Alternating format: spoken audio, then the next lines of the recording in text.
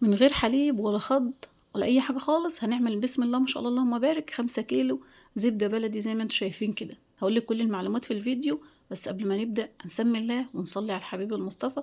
اللهم صل وسلم وزد وبارك عليك يا حبيبي يا رسول الله وعليك واصحابك اجمعين. معانا هنا بسم الله ما شاء الله اللهم بارك 5 كيلو زبدة. هنتكلم فيها في كل حاجة واقولك سعرها، واحط لك كمان رقم تليفون لو انت حبيتي تشتري منها. هنسمي الله كده ونخش على الفيديو بتاعنا. عندنا هنا بسم الله ما شاء الله اللهم بارك شنطة. الزبدة دي زبدة مزارع مش زبدة بلدي جاموسي. زبدة المزارع دي عبارة عن زبدة بقري، اللي هو البقر الأبيض في الأسود ده، اللي هو زبدة البقر الفريزيا. خدتوا بالكم؟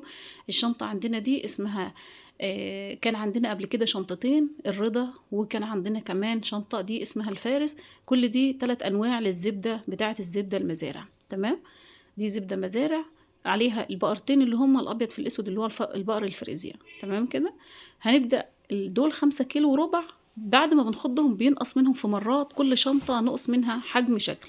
اللي نقصت معانا ربع كيلو طلع منها ربع كيلو مية، اللي طلع منها نص كيلو مية، ودي ما طلعش منها بسم الله ما شاء الله اللهم بارك أي حاجة خالص غير نص كوباية مية بس. هوريها لكم برضو بعد ما نخضها. ليه بنخضها يا ام يوسف؟ علشان نطلع منها كمية الحمض اللي موجودة فيه، علشان لو قعدت في الفريزر مدة عندنا طويلة ممكن تمرر.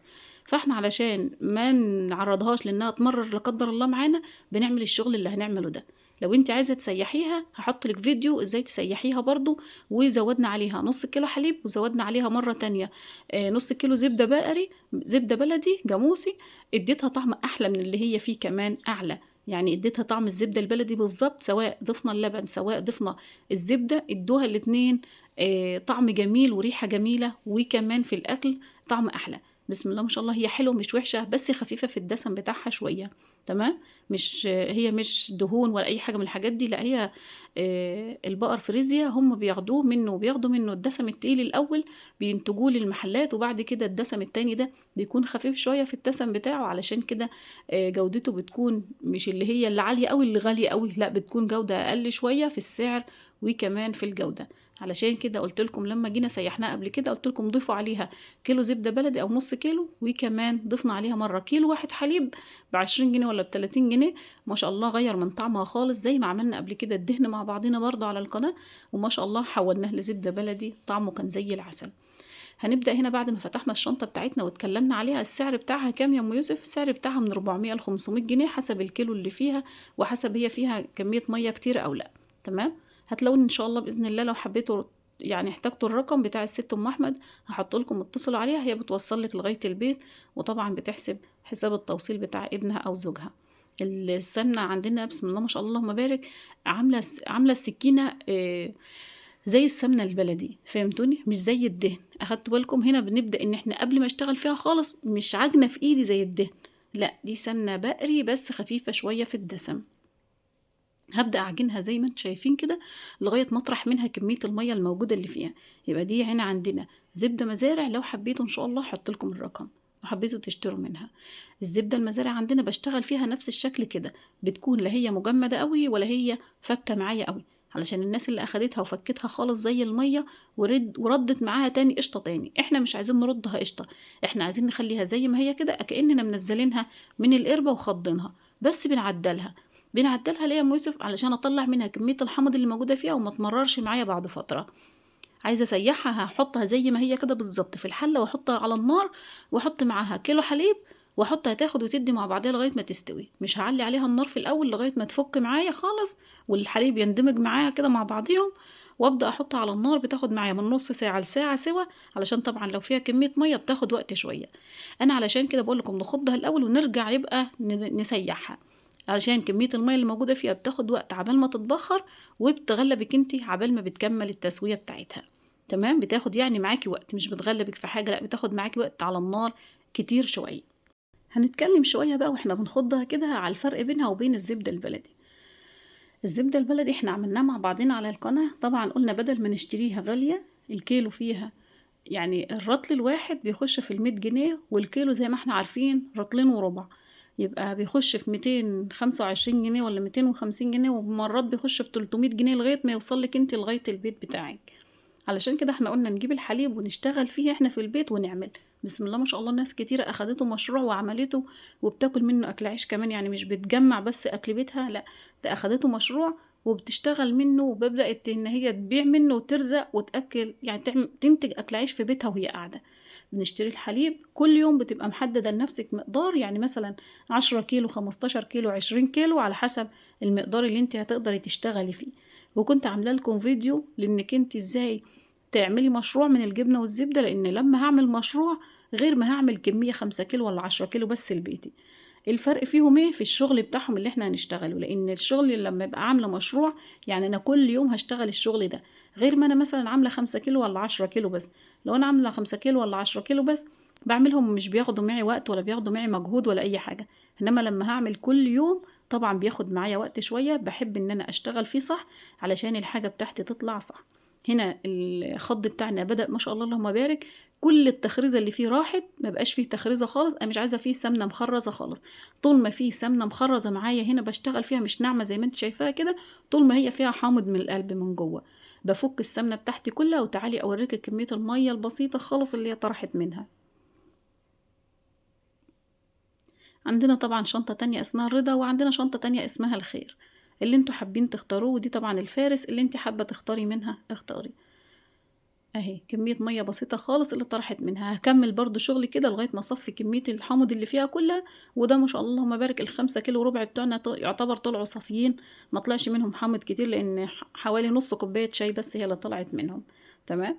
طيب الزبدة بتاعتنا هحط لكم الفيديو بتاع لو نفسك تعملي مشروع من الجبنة ومن جبنة القريش والزبدة البلدي، هحط لكم في تعليق مثبت ان شاء الله تحت الفيديو.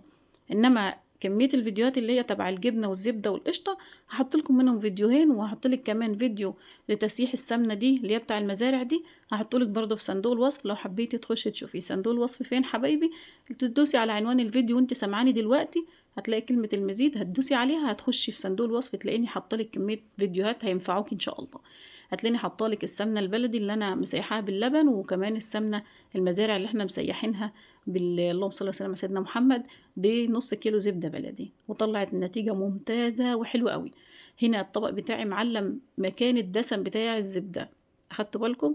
هبدأ ان انا اشوفها هتكور معايا ولا يبقى فيها حاجة مخرزة. لو فيها حاجة مخرزة هكمل خض، انا كده شغالة خض زي ما انتم شايفين كده واحنا بنتكلم. تمام.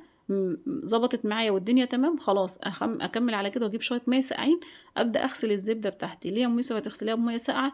اغسلها بميه ساقعه علشان خاطر لو قعدت فتره معايا في الفريزر ما تمررش معايا. اهو ده رطل سمنه زي اللي بيتباع عندنا هنا بال100 جنيه. طبعا دول حتى لو هم من 400 جنيه ل 500 جنيه، يا ما قالتليش على السعر المحدد، لان هي قالت لي انت اعملي لي بس عرض للشنطه وخلاص وربنا ييسر الامر. هي ست زي حالتنا كده، ربنا يا رب يسهل لها امرها ويصلح لها حالها يا رب.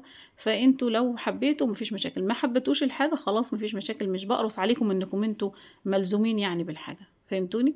بس بصراحه هي حاجه حلوه، بس انا بنصحك حطي عليها كيلو حليب وانت بتسيحيها. وفي ناس بتحب تاخدها بنفس الشكل، تعملها بنفس الشكل رطال كده وتشيلها في الفريزر زي ما هوريكي دلوقتي. جبت ميه ساقعه معايا بعد ما لميتها كويس، وبدات ان هي ما فيهاش اي تخريزه خالص معايا ونضيفه وحلوه. دي ميه ساقعه من التلاجة، لازم ميه ساقعه في اي وقت هتغسلي الزبده بتاعتك لازم تكون ميه ساقعه. ليه الميه الساقعه؟ لان لو غسلتها بميه من الحنفيه هتسيح معايا وتتبهدل في ايديا وفي الحله وتبهدل الدنيا. لما عملنا الجبنه والقشطه والزبده قبل كده قلتولي الزبدة بتمرر معانا، قلت لكم اغسلوها بمية متلجة. اول ما تخضيها لازم تطلعيها من الحامض اللي هي موجودة فيه وتحطيها في مية ساقعة وتغسليها من الحامض اللي موجود فيها، بتنزل معانا وخمة حاجة من اللبن زي اللبن بالظبط، لان دي بتبقى زبدة جاموسي مش بقري. اللي احنا التانية اللي اشتغلنا فيها بيكون اللبن حليب جاموسي مش بقري، اما ده الحليب بتاعها حليب بقري، فطبعا بيكون الدسم بتاعه اقل شوية في الزبدة بتاعته. هبدأ أكورها بنفس الشكل. عايزة تعمليها كور مدورة زي الكورة الصغننة كده ولا زي البرتقانة مفيش مشاكل، عايزة تعمليها بنفس الشكل الأزرار كده برضو مفيش مشاكل، زي ما تحبي انتي وزي ما ترتاحي. ده لو انتي هتخزنيها في الفريزر بنفس الشكل كده.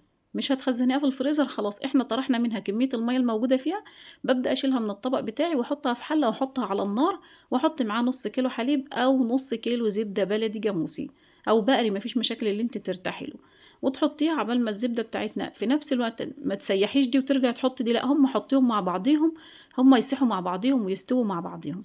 وقبل ما بنزلهم من على النار ساعة بلاقي الرغوة اللي على الوش طفت مني ونزلت لتحت، دي بتكون المرتة بتاعتنا. بنبدأ نحط معلقتين ملح للسمنة بتاعتي. حطيتي كتير حطيتي قليل، هي السمنة بتاخد مقدار الحياء بتاعها بس، فهمتوني؟ يعني انت حطيتي ملح كتير ملح قليل، هي بتاخد مقدار السمنة بتاعتها بس، اللي هي مقدار الحياء بتاعت السمنة بس، تمام. والباقي بينزل تحت مع المرتة تحت، ما تخافيش مش هتحدق معاكي ولا هتاخد طعم مغير. وبعد كده ببدأ ان انا اجيب برطمان ناشف واسيب السمنة بتاعتي بعد ما اسيحها واخلص واحطها تبرد خالص على الرخامة، بس المقدار من ساعة ل3 ساعات بس على ما هديت النار اللي فيها. ما استناش لما تكتل السمنة مني وتنشف يعني، وابدأ ان انا اسيحها تاني علشان افضيها في البرطمان. لا، وهي برضو سايحة شوية كده فكة قبل ما تجمد، ببدأ ان انا افضيها في البرطمان. البرطمان بتاعي بيكون مغسول ومعقم كويس ونظيف وناشف، وبنشفه بمنديل كويس او بفوطة. وبعد كده بحط الزبدة فيه، وعايزة تخزنيها في التلاجة خزنيها، عايزة تحطيها على الرخامة مفيش مشاكل.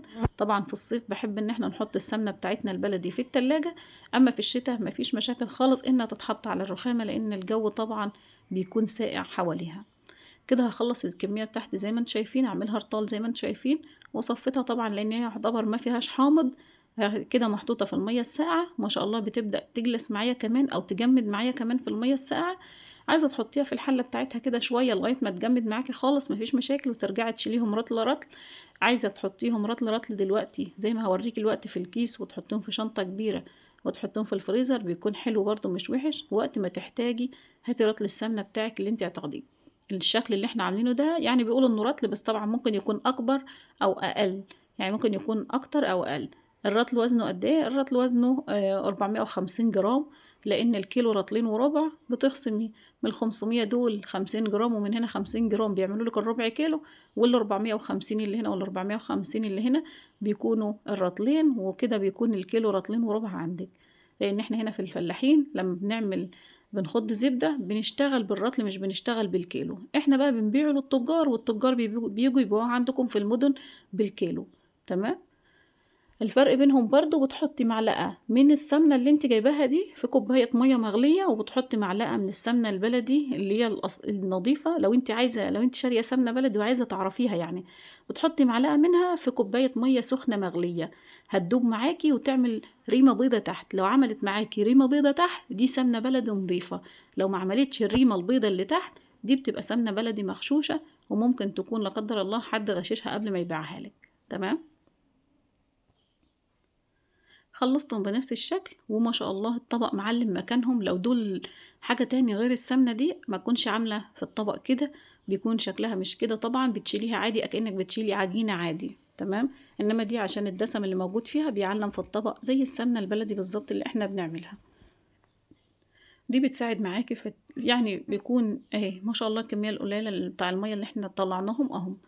اما الشنطة اللي قبل كده كانت مطلعة كمية زي كده، الشنطة اللي قبل كده كانت مطلعة اكتر شوية. فانتوا اللي تحبوه برضو اطلبوه من الست ام احمد، وهي ست محترمة وكويسة، هتبعت لكم اللي انتوا عايزينه. ربنا يرزقها الخير ويطعمها الخير يا رب اللهم امين، ويبارك لنا في رزقنا ورزق اولادنا كلنا يا رب اللهم امين. هعبي كلهم زي ما انتوا شايفين كده في اكياس، كل واحدة في كيس لوحده، لان انا هخزنهم بالشكل ده. عندي سمنة سايحة لما احتاجهم انزلهم من الفريزر واحط معاهم كيلو الحليب او نص كيلو سمنة بلدي، واحطهم على النار واقضي بيهم معايا شهر 2 3، حسب طبعا كمية الطبخ اللي انت بتطبخيها وحسب كمية الاكل بتاعتك، تمام كده. وهنا بقى حبايبي هنغلفهم في اكياس زي ما انتم شايفين كده، كل قطعة منهم هنحطها في كيس، وكل كيس هنربطه كويس علشان خاطر ما يلقطش حاجة من التلاجة عندنا، سواء طبيخ سواء اي حاجة في الفريزر، وهيفضل معاك في الفريزر لمدة سنة، مش هيجرى لها حاجة خالص طالما ان احنا عدلناها وفضيناها من الحامض اللي موجود فيها. والدنيا كده بسم الله ما شاء الله اللهم بارك بقت تمام فيها. بجد هي حاجة جميلة وحاجة حلوة مش وحشة ولا حاجة، وموفرة معاكي في السعر وموفرة كمان معاكي في الكمية. بسم الله ما شاء الله اللهم بارك، كمية حلوة مش وحشة. بال500 جنيه لو انت هتشتري ال5 كيلو دول هيخشوا عليكي ب1000 لا احنا ما شاء الله الدنيا بتبقى تمام ومدبرة معانا في البيت، وبنعمل منهم اكل حلو بيكون مش وحش ولا حاجة، وفي الوقت نفسه بتوفر معاكي شوية. كده عبيت كل الحاجة بتاعتي اهي، كل 2 منهم كيلو، كل 2 منهم يعتبر كيلو، وبحطهم في شنطة كبيرة زي ما شفتي كده دلوقتي، واحطهم في الفريزر. المهم ان انا اربطهم كويس واحطهم في شنطتين جوا بعض واحطهم في الفريزر، هيعيشوا معاك ان شاء الله لمدة سنة، مش هيمرروا ولا هيجرالهم اي حاجة خالص. دمتم بخير وصحة وسعادة وسلامة، اشوفكم على خير بإذن الله في فيديو جديد. مع السلامة.